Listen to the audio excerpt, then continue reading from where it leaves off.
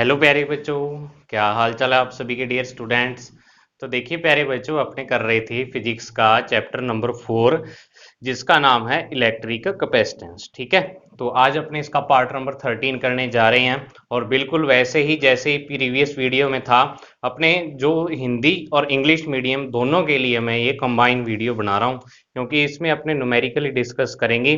जो न्यूमेरिकल अपने क्या थे, प्रीवियस वीडियो में रह गए थे, मतलब जो न्यूमेरिकल क्वेश्चंस है, अंकित प्रश्न है आपकी बुक के, वो सारे क्वेश्चन अपने इसमें क्या करेंगे, डिस्कस करेंगे। ठीक है, तो देखो चलिए स्टार्ट करते हैं। तो देखो आपका मैंने कल जो करवाए थे वो अति लघुत्रात्मक और लघुत्रात्मक प्रश्न आपको करवा दिए थे। ठीक है, और आज बारी आती है न्यूमेरिकल क्वेश्चंस की। ठीक है, तो न्यूमेरिकल क्वेश्चंस में अपने सबसे पहले जो आज करेंगे वो क्वेश्चन नंबर अपने 4 से स्टार्ट करेंगे। इसमें मैं आपको वो वाले क्वेश्चंस करवाऊंगा जो क्वेश्चंस आपके समांतर क्रम और श्रेणी क्रम से संबंधित है। तो देखो पहला क्वेश्चन, सबसे पहला क्वेश्चन है जो आपके पास, वो आता है बुक का क्वेश्चन नंबर 4। ठीक है, क्वेश्चन नंबर 4 में आपको क्या दिया हुआ है, मैं पढ़ रहा हूं, आपके सामने आ भी गया होगा क्वेश्चन, कि दो संधारित्र की धारिताएं 2 म्यू फैरेड व 4 म्यू फैरेड है। जब इनको क्रमशः श्रेणी क्रम व समांतर क्रम में जोड़ा जाता है तो इनकी तुल्य धारिताओं का अनुपात ज्ञात करो। ठीक है, अब इंग्लिश मीडियम वाले देख लो। Two capacitors are of 2 mu farad and 4 mu farad capacitance respectively. Compare the ratio of equivalent capacitances of their series and parallel combination. मतलब कि आपको क्वेश्चन नंबर अपने सेकंड करने जा रहे हैं और न्यूमेरिकल क्वेश्चन है ये। मैं यहाँ पे लिख देता हूँ, न्यूमेरिकल का ये क्वेश्चन नंबर कितना है, 4 है। ठीक है, क्वेश्चन नंबर 4 है। इसमें देखो सबसे पहले आपको क्या गिवन है, गिवन देख लो। गिवन आपको टू कैपेसिटर्स यानी दो संधारित्र, टू कैपेसिटर्स दो संधारित्र जिनकी धारिताएं क्या है, C1 जो आपको गिवन है वो क्या है आपके पास, 2 म्यू फैरेड है। ठीक है, और दूसरा 4 म्यू फैरेड है। कितनी है, 4 म्यू फैरेड। एक बार दोबारा से चेक कर लेता हूं मैं, 2 म्यू फैरेड और 4 म्यू फैरेड। अब ये क्या कहता है कि जब अपने इसको पहले तो श्रेणी क्रम में जोड़ें, फिर इनको क्या करें, समांतर क्रम में जोड़ें, तो इनकी धारिताओं का अनुपात, यानी कि जब अपने इनको पैरेलल कॉम्बिनेशन और सीरीज में जोड़ें तो दोनों ही कंडीशंस में इनका क्या करना है, आपको जो इनके कैपेसिटेंसेस है उनका रेशियो फाइंड करना है। ठीक है, तो अपने करते हैं संधारित्रों को श्रेणी क्रम में लगाने पर, श्रेणी क्रम में लगाने पर तुल्य धारिता। ठीक है, और इंग्लिश मीडियम में equivalent capacitance, equivalent capacitance in series combination, series combination of capacitors, of capacitors. ठीक है, तो इक्विवेलेंट कैपेसिटेंस कब क्या होती है, सीरीज कॉम्बिनेशन में अपने पास देखो दो कैपेसिटर है अपने पास, तो दो कैपेसिटर के लिए मैंने आपको डायरेक्ट फॉर्मूला बताया हुआ है, C1 C2 अपॉन में C1 प्लस C2, ये होता है। तो अब देखो CS की जो वैल्यू हो जाएगी, C1 की वैल्यू 2 म्यू फैरेड तो 2 म्यू, इनटू में C2 की वैल्यू 4 म्यू फैरेड तो 4 म्यू, और अपॉन में दोनों का सम तो 2 म्यू प्लस 4 म्यू, तो क्या आ गया 8 म्यू स्क्वायर और अपॉन में 6 म्यू। तो अब इसको कैंसिल कर दो, ये 2 से कट जाएंगे, तो ये हो जाएगा 4 और ये हो जाएगा 3, और म्यू से ये, तो ये हो जाएगा 4/3 म्यू फैरेड। ठीक है, ये इक्विवेलेंट कैपेसिटेंस कब है, जब आपके दोनों जो कैपेसिटर्स हैं किसमें, श्रेणी क्रम में या फिर आपके सीरीज कॉम्बिनेशन में कंबाइन। अब बिल्कुल ऐसे ही equivalent capacitance, equivalent capacitance in parallel combination, parallel combination, तो समांतर क्रम में तुल्य धारिता, संधारित्रों को समांतर क्रम में लगाने पर तुल्य धारिता, ये लिख लेना आप ऊपर वाला में तुल्य धारिता। तो अब ये क्या हो जाएगी बच्चों, ये आपके पास हो जाएगी Cp बराबर C1 प्लस C2, तो सीधा ही ऐड करना है इनको, Cp is equal to 2 mu plus 4 mu, तो क्या हो गया 6 म्यू फेरेड आ गया। अब दोनों का क्या निकालना है, अनुपात निकालना है। दोनों स्थितियों में अनुपात यानी रेशो, तो रेशो अपने क्या करेंगे कि ये वाली मान लो इक्वेशन फर्स्ट है और ये वाली सेकंड है। तो अब देखो आपको बुक में देखो क्या दिया हुआ है कि पहले आपको ऊपर कौन सा लिखना है, सीरीज वाला लिखना है या पैरेलल वाला। तो बुक में जो लाइन दी हुई है आपके पास वो दी हुई है श्रेणी क्रम और समांतर क्रम, यानी कि पहले सीरीज में जोड़ते हैं और फिर उसको पैरेलल में जोड़ते हैं। तो मतलब दोनों का जब रेशो निकालेंगे तो ऊपर तो क्या आ जाएगा आपके पास सीरीज कॉम्बिनेशन और नीचे पैरेलल कॉम्बिनेशन। तो सी एस की वैल्यू आपके पास ये वाली है, तो आप ये वाली वैल्यू पुट कर दो 4/3 म्यू, और इसके अपॉन में क्या आ जाएगा 6 म्यू आ जाएगा, 6 म्यू आ गया। तो ये म्यू से म्यू कैंसिल, तो 4/3 और इनटू में 6, नीचे 6 मल्टीप्लाई में पड़ा है। अब 2 से कैंसिल, 2 दूनी 4, 2 तिये 6, तो 2/9 या 2:9 इसका क्या आ जाएगा आपके पास आंसर आ जाएगा। ठीक है, तो ये आपके पास क्या था, क्वेश्चन नंबर 4 था, जिसमें आपको दोनों कैपेसिटर की कैपेसिटेंसेस का क्या निकालना है, रेशो निकालना था। समझ आया, उम्मीद है मुझे समझ आ गया होगा। अब नेक्स्ट देखो, नेक्स्ट जो क्वेश्चन आपको क्वेश्चन नंबर 8 दिया हुआ है यहाँ पे।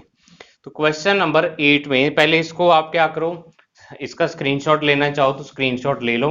फिर देखो क्वेश्चन 8 स्टार्ट करते हैं अपने, जो आपकी स्क्रीन पर आ भी गया होगा। तो इसमें देखो बच्चों क्या करते हैं अपने, पहले मैं इसका आपको डायग्राम बना दूं, फिर अपने क्वेश्चन 8 स्टार्ट करते हैं। तो देखो बच्चों डायग्राम आपके सामने आ चुका है और मैं क्वेश्चन पढ़ने जा रहा हूं, क्वेश्चन नंबर 8।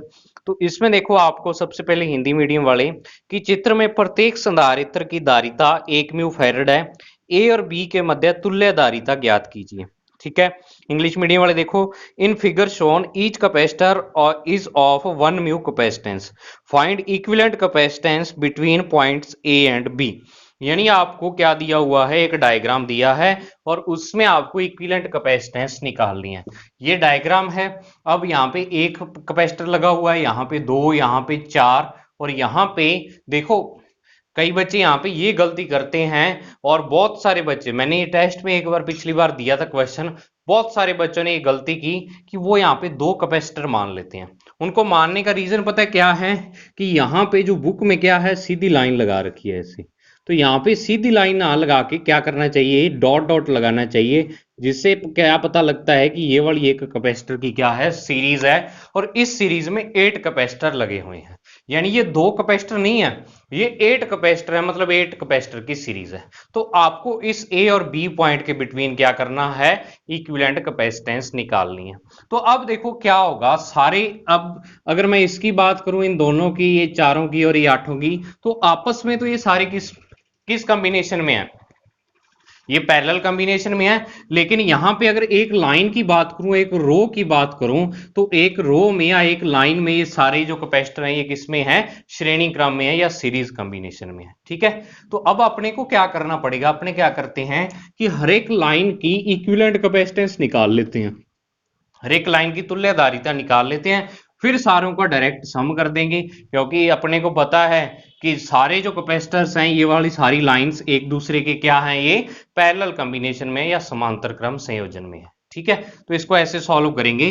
तो इसको सॉल्व करने से पहले मैं यहाँ पे लिख रहा हूं कि ये वाली फर्स्ट रो है, ये सेकंड रो है, ये थर्ड रो है और ये फोर्थ रो है।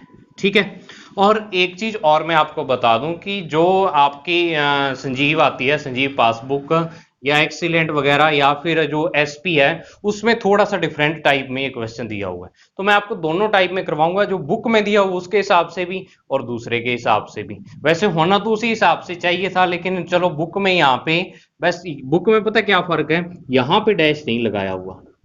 यहां पे डैश लगाने का मतलब पता है क्या है, कि ये 8 है, फिर इससे आगे लाइंस चलती जा रही हैं, फिर आगे 16 आ जाएंगे, फिर 32 कैपेसिटर, फिर 64, मतलब हर एक लाइन में प्रीवियस जो लाइन है, प्रीवियस रो है, उससे क्या होते जाएंगे, डबल कैपेसिटर्स होते जाएंगे। तो ये एक इनफाइनाइट सीरीज को प्रेजेंट करता है, अगर यहाँ पे अपने डैश डैश लगा दे तो।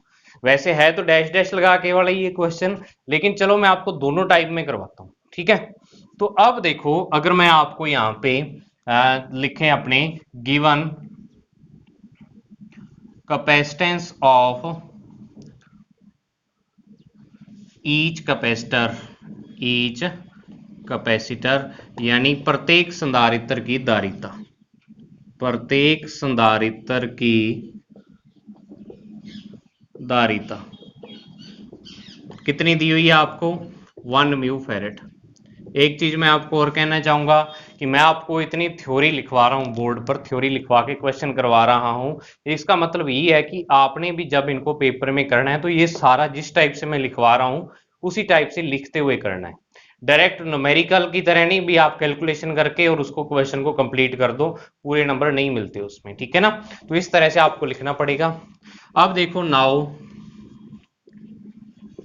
चित्रानुसार या इंग्लिश मीडियम में अकॉर्डिंग टू द फिगर, ठीक है, अकॉर्डिंग टू फिगर यानी अपने इस डायग्राम के अकॉर्डिंग चलते हैं। तो अगर मैं यहां पे लिखूं फर्स्ट लाइन की धारिता, तुल्य धारिता, ठीक है, equivalent capacitance of first row, तो पहली जो लाइन है उसमें तो एक ही कैपेसिटर है, तो इसकी तो 1 म्यू फेरेड आ गई, ठीक है, 1 म्यू फेरेड इसकी कैपेसिटेंस आ गई। अब नेक्स्ट देखो जो दूसरी लाइन है उसमें दो कैपेसिटर हैं, तो सेकंड रो की अगर मैं बात करूं, ऊपर सेकंड लाइन की तुल्य धारिता बिल्कुल सारा कुछ वैसे ही, इंग्लिश मीडियम वाले भी यहाँ पे बिल्कुल वैसे ही लिखना जैसे ऊपर लिखा है। तो अब देखो दोनों ही कैपेसिटर सीरीज कॉम्बिनेशन में है, तो यहाँ पे C1 C2 अपॉन में C1 प्लस C2 फॉर्मूला लग जाएगा, ये लग जाएगा। तो अब यहाँ पे क्या आ जाएगा कि 1 म्यू इंटू 1 म्यू और अपॉन में 1 म्यू प्लस 1 म्यू, तो इसकी जो कैपेसिटेंस आ जाएगी, अगर मैं बात करूं इसको रो देखो C फर्स्ट लिख दो, यहाँ पे ये C सेकंड लिख दो, यहाँ पे अपनी तरफ से नाम दे सकते हो, CABCD रो लिख दो, तो ABCD के हिसाब से CA CBCD सारा आ जाएगा। C सेकंड लिख देता हूं, तो देखो ऊपर 1 म्यू स्क्वायर और नीचे 2 म्यू बनाइए, तो ये कैंसिल, तो ये क्या आ जाएगा 1/2 म्यू फेरेड, ये आ गई, ठीक है। अब अगर इसी तरह मैं थर्ड रो की बात करूं, तृतीय जो लाइन है उसमें कैपेसिटेंस कितनी है C थर्ड, तो ये क्या हो जाएगा, यहाँ पे फॉर्मूला आपको लगाना पड़ेगा 1/C1 1/C2 1/C3 1/C4, ऐसे फॉर्मूला लगाना पड़ेगा। और यहाँ पे देखो क्या हो जाएगी इसकी equivalent capacitance 1/C third is equal to 1/1 mu 1/1 mu 1/1 mu और प्लस में 1/1 म्यू आ जाएगा, ठीक है। तो एक इसमें क्या आ जाएगा देखो नेक्स्ट, इसमें 1/1 म्यू कॉमन आ जाएगा, 1 म्यू कॉमन आ जाएगा और अंदर बचेगा 1 प्लस 1 प्लस 1 प्लस 1, क्योंकि देखो म्यू म्यू बाहर आ गया और 1 को 1 से डिवाइड किया तो 1 ही आता है, तो ये आ जाएगा यहाँ पे 4/म्यू, ठीक है। तो यानी कि अगर मैं C थर्ड की बात करूं तो उसका क्या आ जाएगा रिवर्स, तो मतलब μ/4 या फिर 1/4 म्यू, क्योंकि इस म्यू के साथ तो 1 मल्टीप्लाई में होता ही है, 1 किसी भी नंबर के साथ मल्टीप्लाई में होता है, आप 5 को 5 लिखो या 5 इंटू 1 लिखो, बात तो एक ही है, यानी 1 हर एक किसी नंबर के साथ मल्टीप्लाई में गुणा में छुपा हुआ होता है, ठीक है ना। तो उसको अपने प्रकट कर दिया यहाँ पे।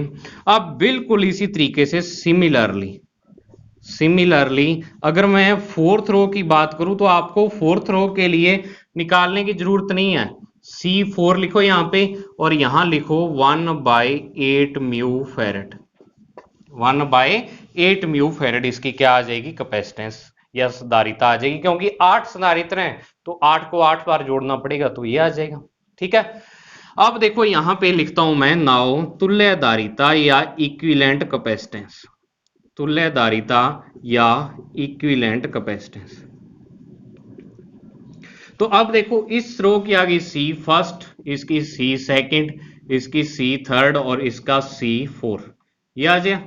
तो देखो चारों ही सी फर्स्ट, सी सेकंड, सी थर्ड, सी फोर, इसका कितनी आ रही है, चारों ही क्या है, पैरेलल कॉम्बिनेशन में है।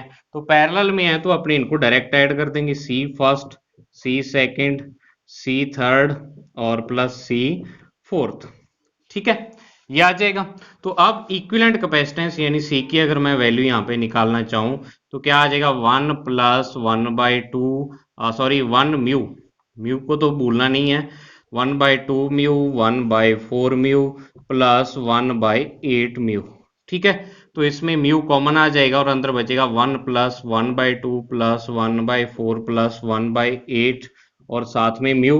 अब इनका एलसीएम लो, तो यहां पे लिख रहा हूं मैं इसको यहां डब्बे में बंद करके, C इज इक्वल टू क्या आ जाएगा एलसीएम लेने पर, तो ये आ गया 8 एलसीएम आ जाएगा।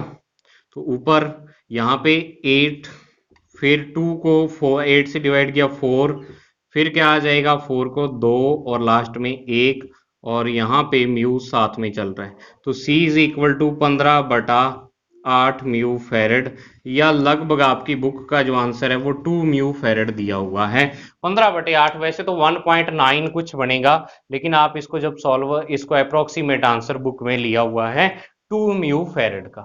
ठीक है ना, 2 म्यू फेरेड का आंसर लिया हुआ है। तो इसको देख लो आप क्वेश्चन को, देखो क्या दिया हुआ था आपको कि इसमें कैपेसिटर की लाइंस दी हुई थी ऐसे, ठीक है, और हर एक लाइन इसमें क्या है कि हर एक में तो कैपेसिटर आपस में तो ये क्या है, सीरीज में है या श्रेणी क्रम में है, और जो लाइंस आपस में है वो क्या है, पैरेलल कॉम्बिनेशन या समांतर क्रम संयोजन में। ठीक है, तो ये क्वेश्चन देख लो आप।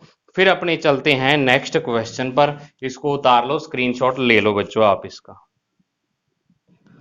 अब नेक्स्ट देखो बच्चों, क्वेश्चन नंबर आपके पास है क्वेश्चन नंबर 9। ठीक है, 9 नंबर क्वेश्चन में आपको क्या दिया हुआ है, एक डायग्राम दिया हुआ है बड़ा सा जो आपके सामने है, इस पर बोर्ड पर मैंने बना भी दिया है ये वाला डायग्राम। तो इसमें देखो आपको ये क्वेश्चन नंबर 9 है, तो आपके सामने स्क्रीन पर आ गया होगा, क्या करना होगा, इक्विवेलेंट कैपेसिटेंस या तुल्यधारिता निकालनी होगी। तो वही इसने कहा है कि ए और बी के मध्य तुल्यधारिता 5 म्यू फेरेड है, मतलब तुल्यधारिता आपको पहले दी हुई है। तो इसमें क्या करना है आपको, संधारित्र सी की धारिता निकालो। ठीक है, अब इंग्लिश मीडियम वाले देख लो कि in figure shown the equivalent capacitance between points A and B is 5 mu farad, calculate the capacitance of capacitor C. ठीक है, आपको क्या दिया हुआ है इसमें कि इक्विवेलेंट कैपेसिटेंस दी है, और इसमें एक मिसिंग कैपेसिटेंस का क्या है, एक कैपेसिटर लगा हुआ है, उसकी आपको कैपेसिटेंस फाइंड करनी है। तो इंग्लिश मीडियम में ये 5 लिखा है ना, ये 5 म्यू फेरेड है, इसको 5 म्यू फेरेड कर लेना क्वेश्चन को आप। तो अब देखो यहाँ पे यानी आपको ये वाला जो कैपेसिटर है, ठीक है, इसकी क्या करनी है, आपको कैपेसिटेंस फाइंड करनी है। तो गिवन क्या है इसमें, गिवन आपको क्या है, परिपथ की तुल्यधारिता, ये आपको पहले दी हुई है इस बार। ठीक है, तुल्यधारिता, तो ये आपको गिवन है यहाँ पे कितनी, 5 म्यू फेरेड, यानी equivalent capacitance of circuit, equivalent capacitance of circuit, ये आपको गिवन है। तो अब आपको क्या करना है, इस ए और बी पॉइंट के बिटवीन आपको ये सी जो कैपेसिटेंस है इसको फाइंड करना है कि इसकी कैपेसिटेंस कितनी है। तो आप क्या करोगे, देखो सबसे पहले कि सबसे पहले आप इसको थोड़ा सा सॉल्व करो इस सर्किट को। तो इसमें देखो अगर आपको दिख रहा हो तो ये दोनों 1 म्यू फेरेड 1 म्यू फेरेड के कैपेसिटर ये कौन से क्रम में है या कौन से कॉम्बिनेशन में है, ये पैरेलल में है, मतलब समांतर क्रम में है, दोनों समांतर में है, और ये वाले भी दोनों समांतर क्रम में है। ठीक है, तो इनको अलग अलग नाम दे दो, ये C1 आ गया, ये C2 आ गया, ये C3 आ गया, और ये C4 C5। ठीक है, ऐसे आ गया, और इक्विवेलेंट कैपेसिटेंस को C इक्विवेलेंट बोल दो, C इक्विवेलेंट बोल दिया मैंने इसको। ठीक है, तो अब अगर मैं यहां पे लिखूं C4 व C5 की तुल्यधारिता, यानी equivalent capacitance of C4 and C5, C4 and C5, तो अब इसकी इक्विवेलेंट कैपेसिटेंस क्या हो जाएगी, C डैश मान लो, C4 plus C5 direct add होंगे क्योंकि देखो दोनों किस में है, पैरेलल कॉम्बिनेशन या समांतर क्रम में है। तो सी डैश का जो मान आएगा वो आपके पास क्या आ जाएगा, 4 mu plus 4 mu is equal to 8 mu farad. यानी इन दोनों की इक्विवेलेंट कितनी आ गई, 8 म्यू फेरेड। अब बिल्कुल इसी तरीके से C2 व C3 की इक्विवेलेंट कैपेसिटेंस, ऊपर वाली लाइन आपको सेम लिखनी है, C डबल डैश इसको लिखता हूं, तो C2 प्लस C3, तो C डबल डैश जो आपके पास आ जाएगा ये 1 म्यू प्लस 1 म्यू यानी 2 म्यू फेरेड आ जाएगा। तो अब देखो अपने सर्किट को थोड़ा सा एडजस्ट करके बनाते हैं। एडजस्ट करके कैसे, कि देखो यहाँ पे ए है ये वाला पॉइंट, समझना ये सर्किट एडजस्ट करके बनाया हुआ ये आपके क्वेश्चन को सॉल्व करेगा। फिर यहाँ पे 2 म्यू फेरेड लगा हुआ है, इसको छेड़ा ही नहीं आपने, और यहाँ पे इन दोनों की जो इक्विवेलेंट आ गई है कैपेसिटेंस, वो इक्विवेलेंट कैपेसिटेंस अपने पास आई है ये वाली, सॉरी ये वाली 2 म्यू फेरेड। तो अपने इन दोनों कैपेसिटर को हटा के यहाँ पे क्या कर सकते हैं, एक 2 म्यू फेरेड का कैपेसिटर लगा देते हैं। ठीक है, ये इक्विवेलेंट सर्किट का डायग्राम है, मतलब तुल्य परिपथ बोल देते हैं इसे। इसके इक्वली है, मतलब ये दोनों परिपथ है तो इक्वली, लेकिन थोड़ा सा सॉल्व कर दिया आपने इसको।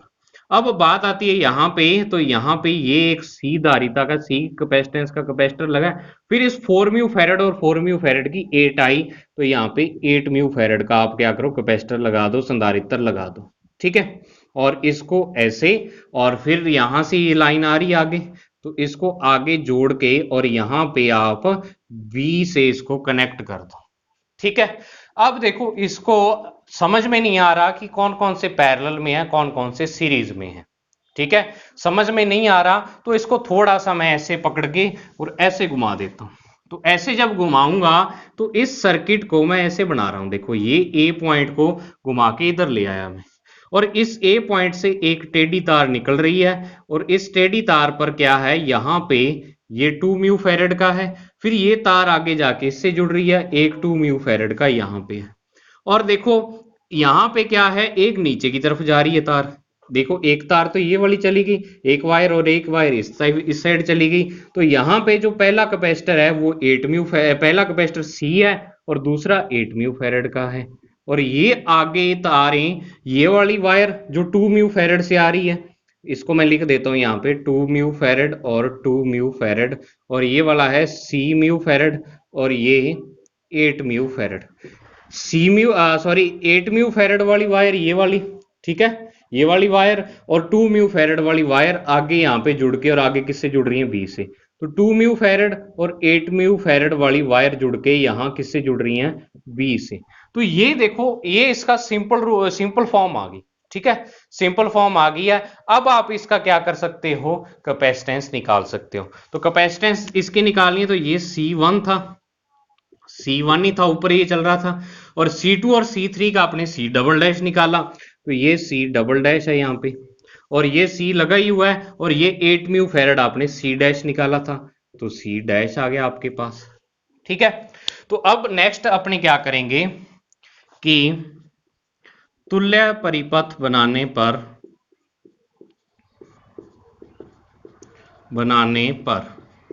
By making equivalent circuit.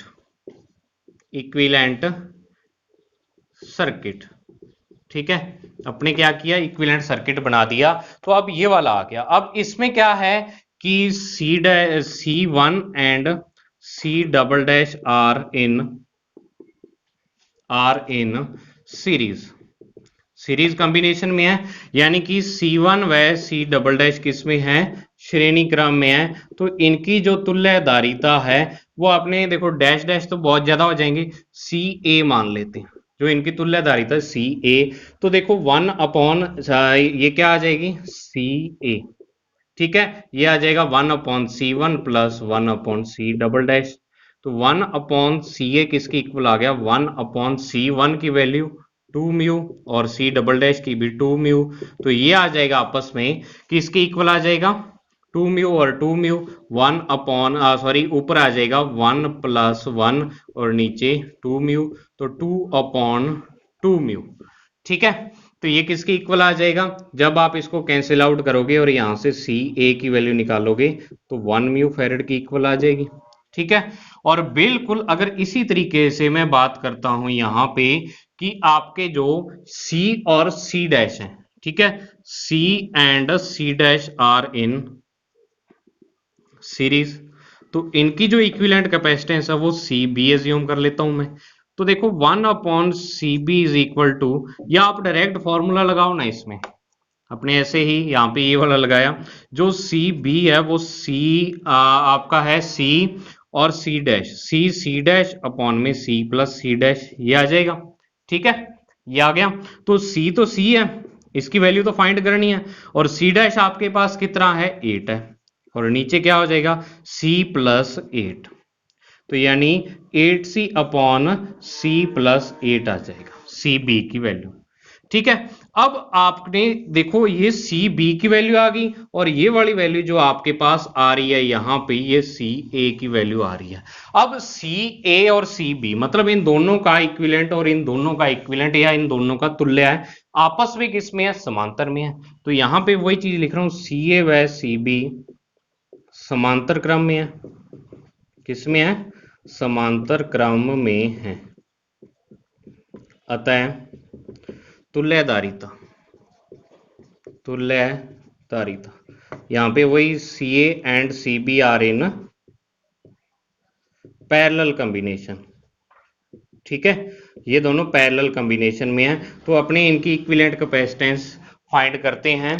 तो बोर्ड भर चुका है बिल्कुल, यहां पे बना लेता हूं मैं, इसको मिटो देता हूं, और ये नीचे वाला सर्किट भी मिटो देता हूं मैं। ठीक है, ये मिटो दिया, और यहां पे अपने देखो क्या है, इन दोनों की जो इक्विवेलेंट कैपेसिटेंस आएगी, यहां पे सॉल्व कर देता हूं, वो सी इक्विवेलेंट की इक्वल आ जाएगी, यानी सी ए प्लस सी बी। सी ए इन दोनों का है और सी बी इन दोनों का है, आपस में दोनों पैरेलल में है, समांतर में है, तो दोनों का ये आ जाएगा।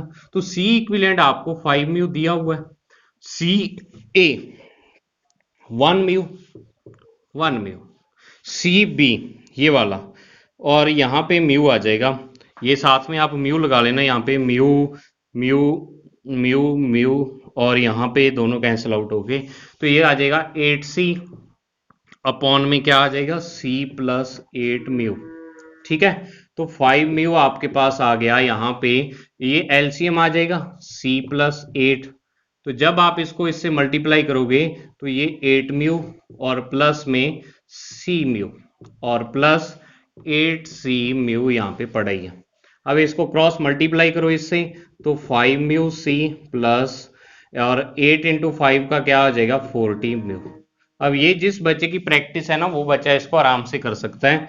तो 8 म्यू सी म्यू और 8C म्यू, तो 8 म्यू प्लस 9C म्यू, इन दोनों को मिला के कितना हो गया 9 हो गया यहाँ पे।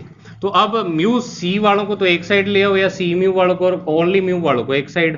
तो अगर मैं यहाँ पे लेके जाता हूँ इस 5 म्यू सी को तो उधर ले जाता हूँ, तो 40 म्यू माइनस 8 म्यू और 9 म्यू सी और 5 म्यू सी। ठीक है, तो अब देखो क्या आ जाएगा, ये 32 म्यू आ गया और ये 9 म्यू सी आ गया। तो आपको सी की वैल्यू फाइंड करनी है, सॉरी 9 में से 5 गया 4 म्यू सी, तो आपको सी की वैल्यू फाइंड करनी है, तो 32 म्यू और अपॉन में 4 म्यू। ठीक है, तो ये आ जाएगा यहाँ पे आपके पास, एक मिनट, इसमें आपके पास जो वैल्यू आ जाएगी इसमें 4 म्यू सी कूलाम। तो देखो C की जो वैल्यू आपके पास आ रही है, तो C यहाँ पे आपके पास क्या आ जाएगा, म्यू से म्यू कैंसिल, तो ये 8, यानी कि जो C कैपेसिटर है इसकी कैपेसिटेंस 8 म्यू फैरेड हो जाएगी, क्योंकि C की वैल्यू न्यूमेरिकल वैल्यू आई है लेकिन है ये कैपेसिटेंस, तो इसका जो आंसर आ जाएगा वो आपके पास क्या आ जाएगा बच्चों 8 म्यू फैरेड। तो काफी अच्छा न्यूमेरिकल था, बड़ा भी था, और पेपर में शायद एक बार ये आया भी हुआ है, तो इसको उतार लो आप, स्क्रीनशॉट ले लो, फिर अपने नेक्स्ट न्यूमेरिकल पर चलते हैं। तो देखो बच्चों आपके सामने जो क्वेश्चन है वो आपको डायग्राम मैंने बना दिए हैं, क्वेश्चन नंबर 10 है बुक का ये। पहले हिंदी मीडियम वाले देखो बच्चों, क्या है कि चित्र में दर्शाए गए संधारित्रों की धारिता ज्ञात कीजिए। प्रत्येक प्लेट का क्षेत्रफल आपको ए दिया हुआ है और प्लेटों के मध्य जो दूरी है वो कितनी डी दी हुई है। ठीक है, अब इंग्लिश मीडियम वाले देखो, 4 capacitors shown in figure A and B Find capacitances area. Find capacitances area of each plate is A and separation plate separation is D. यानी आपको क्या दिया हुआ है, एक कैपेसिटर दिया हुआ और उसमें क्या है, दो डाइलेक्ट्रिक मीडियम फिल कर रखे हैं। पहला जो यानी ए डायग्राम दिया हुआ है, ए वाला तो ये है और बी वाला डायग्राम आपके पास ये है। ठीक है, तो इन दोनों ही कंडीशंस में आपको क्या करना है, इनका कैपेसिटेंस निकालनी है। तो आपको पता है ये वाला जो कॉम्बिनेशन है, ये कौन सा कॉम्बिनेशन होता है, कौन सा कॉम्बिनेशन था, और ये वाला कॉम्बिनेशन कौन सा कॉम्बिनेशन था। तो ये था बच्चों पैरेलल, यानी कि समांतर क्रम संयोजन में मानते हैं अपने ऐसे, और इसको अपने श्रेणी क्रम संयोजन में मानते हैं। ठीक है, तो अपने क्या करते हैं, यहाँ पे पार्ट लिख लेते हैं, ये फर्स्ट पार्ट है, ये सेकंड पार्ट है। तो अपने यहाँ पे लिखते हैं, या इसको ए और बी पार्ट दे दो, ए और बी तो दिया हुआ है, पी और क्यू दे दो इसको ना। ठीक है, तो कैपेसिटेंस ऑफ पार्ट पी, ठीक है, पी भाग का की धारिता या कैपेसिटेंस आपको फाइंड करनी है। तो सी पी जो हो जाएगी आपके पास, वो एप्सिलॉन नॉट एप्सिलॉन R1। और यहां पे एक चीज आप ये देखो कि यहां पे ये वाली टोटल कंप्लीट प्लेट्स हैं, टोटल कंप्लीट प्लेट्स हैं। तो इन प्लेट्स का जो एरिया है वो आपको यानी क्षेत्रफल प्लेटों का ए दिया हुआ है। तो ए दिया है, तो इतने भाग में ये वाली जो प्लेट है ये a/2 है, और इधर भी कितनी है, a/2 है।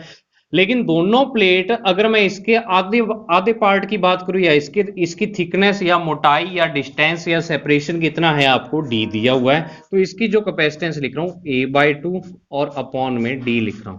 तो सी पी की वैल्यू जो मैं यहां पे लिख रहा हूं, epsilon not epsilon R1 a upon में 2d। ठीक है, और बिल्कुल इसी तरीके से क्यू भाग की धारिता, क्यू भाग की धारिता अगर आपको निकालनी है, यानी capacitance of part Q, capacitance of part Q, Q की निकालनी है। तो आप क्यू के लिए क्या लिखोगे, epsilon not epsilon R2 a/2 upon में डी। तो epsilon not epsilon R2 a upon 2d C Q आ जाएगा यार। ठीक है, दोनों पार्ट्स की आपने कैपेसिटेंसेस लिख ली। अब नेक्स्ट जो आपको क्या करना है, इन दोनों का तुल्य धारिता, तुल्य धारिता या इक्विवेलेंट कैपेसिटेंस आपको फाइंड करनी है, इक्विवेलेंट कैपेसिटेंस। तो इक्विवेलेंट कैपेसिटेंस इनकी क्या हो जाएगी, सी इक्विवेलेंट, अगर मैं बात करूं यहाँ पे ई क्यू लिखता हूं, ठीक है, यानी तुल्य धारिता। तो ये हो जाएगी यहाँ पे C P plus C Q, दोनों को ऐड कर दो। तो सी इक्विवेलेंट बराबर epsilon not epsilon R1 a upon 2d plus epsilon not epsilon R2 a upon 2d। तो यहां कॉमन क्या आ रहा है, epsilon naught a upon 2d, epsilon naught a upon 2d। तो ब्रैकेट में बचेगा epsilon R1 plus epsilon R2। ठीक है, ये बच जाएगा और आपका आंसर भी बिल्कुल यही आ रहा है। तो आप इस तरीके से कर सकते हो। अब नेक्स्ट देखो, अगर मैं सेकंड क्वेश्चन की बात करूं, ये तो चलो हो गया। तो इसमें देखो क्या है आपके पास, अगर ये वाला पार्ट P और ये Q मानता हूं, तो अगर मैं P पार्ट की कैपेसिटेंस या धारिता लिखूं, P की कैपेसिटेंस या धारिता, तो अब इसमें एक चीज हो रही है कि ये वाला जो पार्ट है ये इसकी d/2 डिस्टेंस है, d/2, लेकिन प्लेट का एरिया यहाँ पे सेम रहेगा, मतलब प्लेटों का क्षेत्रफल है वो सेम रहेगा, लेकिन जो बीच की डिस्टेंस है वो आधी आधी हो जाएगी, क्योंकि बुक में आधी आधी हाफ हाफ दी हुई है। ठीक है ना, तो ये जब गिवन है आपको, तो तब अपने देखो क्या करेंगे, यहाँ पे लिखेंगे। तो कैपेसिटेंस P पार्ट की जो कैपेसिटेंस है या धारिता है, वो क्या लिखेंगे अपने, Cp, तो क्या आ जाएगी, एप्सिलॉन नॉट एप्सिलॉन R1 और अपॉन ऊपर A, और इधर आ जाएगा d/2, d/2 आ जाएगा। तो ये आ जाएगी Cp is equal to epsilon not epsilon R1 A upon d, और ऊपर आ जाएगा 2। और सिमिलरली अगर मैं लिखूं बिल्कुल इसी तरीके से सी क्यू का मान लिखूं, तो 2 epsilon not epsilon R2 A upon में डी आ जाएगा। ठीक है, ये आ जाएगा। अब Cp और Cq, Cp एंड Cq ये किस में हैं, ये दोनों अपने किस तरीके से मानते हैं, इनको श्रेणी क्रम संयोजन में मानते हैं, सीरीज कॉम्बिनेशन में। ये क्या है, श्रेणी क्रम में है, किस में है, श्रेणी क्रम में है या सीरीज कॉम्बिनेशन में है, तो इसमें जो इनकी इक्विवेलेंट कैपेसिटेंस आ जाएगी C is equal to C P C Q upon में C P plus C Q आ जाएगी। तो अब यहाँ पे इसकी वैल्यू पुट कर दो, तो 2 epsilon not epsilon R1 A upon में D और into 2 epsilon not epsilon R2 A upon में D, और अपॉन में क्या आ जाएगा, दोनों का सम आ जाएगा। तो 2 epsilon not epsilon R1 A upon D plus 2 epsilon not epsilon R2 A upon में D, ये आ जाएगा। तो अब देखो जब दोनों का सम करोगे तो नीचे देखो आपको कॉमन लेना पड़ेगा, ऊपर तो क्या आ जाएगा, ऊपर सबका मल्टीप्लाई अगर मैं करके लिखूं तो क्या आ जाएगा 4 epsilon naught square epsilon R1 epsilon R2 और A स्क्वेयर और अपॉन में क्या आ जाएगा D स्क्वेयर। इसको थोड़ा सा यहां पे इस साइड लिख देता हूं मैं, ये क्वेश्चन उतार लिया होगा आपने, तो इसको यहां से मैं इधर लिख रहा हूं, ठीक है ना, वहां से डायरेक्ट इधर लिख रहा हूं। तो C इज इक्वल टू जो आपके पास आ जाएगा 4 epsilon naught square epsilon R1 epsilon R2 A square और अपॉन में यहाँ पे D स्क्वेयर, और जो यहाँ पे आएगा नीचे 2 epsilon not A upon D, ये कॉमन आ जाएगा, और अंदर क्या बचेगा epsilon R1 plus epsilon R2 बच जाएगा, ये बचेगा। ठीक है, अब देखो ये D ऊपर चला जाएगा और D स्क्वेयर नीचे आ जाएगा, बाकी सारे तो वहां के वहां रहेंगे, तो क्या आ जाएगा D को ऊपर भेजो और D स्क्वेयर को नीचे, तो ये आ जाएगा 4 epsilon naught square epsilon R1 epsilon R2 A square into D, और नीचे अपॉन में क्या आ जाएगा 2 एप्साइलन नॉट A तो पड़ा ही है, D स्क्वेयर आ जाएगा epsilon R1 plus epsilon R2 आ जाएगा। तो 2 से ये 2 यहाँ पे एप्साइलन नॉट से ये वाला कैंसिल, और A से A स्क्वेयर कैंसिल, और D से ये D कैंसिल, तो C की जो वैल्यू आ जाएगी 2 epsilon not epsilon R1 epsilon R2 A और अपॉन में D, और अब यहाँ पे epsilon R1 plus epsilon R2 आ जाएगा। ठीक है, ये क्या आ जाएगा, इसका आंसर आ जाएगा, और बिल्कुल यही आंसर आ रहा है, आपने बिल्कुल सही किया है क्वेश्चन। तो बड़ा क्वेश्चन देख के बच्चों कभी भी घबराना नहीं है, आपको उसको अच्छे से अच्छे तरीके से सॉल्व करने की आपको ट्राई करनी है। ठीक है, तो ये था क्वेश्चन नंबर 10। अब नेक्स्ट देखो क्वेश्चन नंबर 11 आता है आपके पास, स्क्रीन पर आ गया होगा। तो क्वेश्चन नंबर 11 आपको मैंने करवा रखा है, जो प्रीवियस वीडियो थी इससे, उसमें आपको जो मैंने क्वेश्चन करवाया था एमसीक्यू का 13वां क्वेश्चन, बिल्कुल सेम क्वेश्चन है, वैसा कोई फर्क नहीं है। एमसीक्यू का कौन सा 13वां क्वेश्चन, वस्तुनिष्ठ प्रश्न का 13वां। ठीक है, तो ये हो गया। अब बात आती है इसमें क्वेश्चन नंबर जो आता है वो आपके पास आता है 15। ठीक है, 14 क्वेश्चन आपको छुड़वा रहा हूं एक बार, वो मैं नोट से करवाऊंगा, आपको नोट से अच्छे तरीके से समझ आ जाएगा। तो आपको 15 नंबर क्वेश्चन करवा रहा हूं। तो देखो 15 क्वेश्चन आज का लास्ट क्वेश्चन है, और आपके सामने ये आ भी गया होगा। क्या कहा हुआ है इसमें कि पहले हिंदी मीडियम वाले देखो सी धारिता के एन संधारित्र हैं, वैसा आपके दिमाग में फॉर्मूला आ जाना चाहिए, इतना ही पढ़ते, और उनको श्रेणी क्रम में संयोजित करने पर तुल्य धारिता सी एस है, और समांतर क्रम में संयोजित करने पर सी पी है। तो सिद्ध करना है आपको, सिद्ध कीजिए कि जो इसका आंसर दिया हुआ है ना वही सिद्ध करना आपको, इसमें आंसर नहीं है, ये आपको प्रूव करना है। अब बिल्कुल इंग्लिश मीडियम वाले भी देख लो इस क्वेश्चन को, question number 15, let equivalent capacitances of for N individually N identical capacitor, यानी एन सेम कैपेसिटर हैं, और हर एक की कैपेसिटेंस आपको each of capacitance C in series and parallel arrangement C S and C P, आपको equivalent capacitance given है, series और पैरेलल कॉम्बिनेशन में सी एस और सी पी है। तो प्रूव करना आपको C P minus C S is equal to N square minus 1 upon N into C. तो बिल्कुल आपने ये क्वेश्चन कर रखा है, कैसे इसको सॉल्व करेंगे अच्छे तरीके से वो देख लो आप।